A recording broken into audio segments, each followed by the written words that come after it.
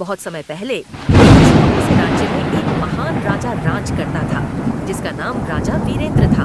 उसकी सुंदरता और ताकत के चर्चे दूर दूर तक थे। लेकिन उसकी एक अजीब आदत थी।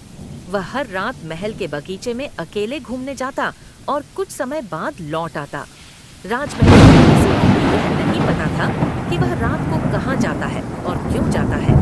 एक दिन राजा ने राज्य में एक बड़ा आयोजन रखा, जिसमें सभी प्रमुख लोग और पड़ोसी राज्यों के राजा रानी शामिल हुए।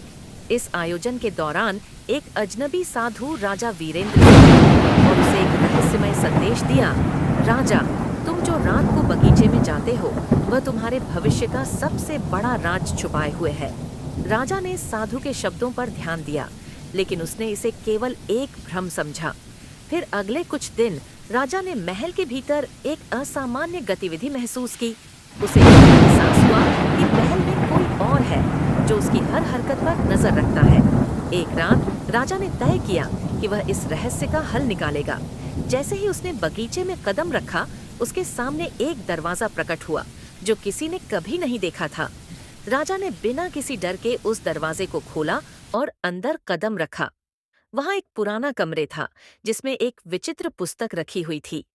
राजा ने पुस्तक खोली और जैसे ही उसने पहली पंक्ति पढ़ी, उसकी आंखों के सामने सब कुछ बदलने लगा।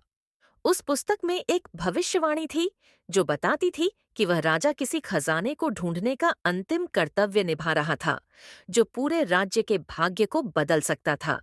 लेकिन उस खजाने को केवल वही पा सकता था जो अपनी सबसे बड़ी कमजोरी को समझे और उसे पार कर सके।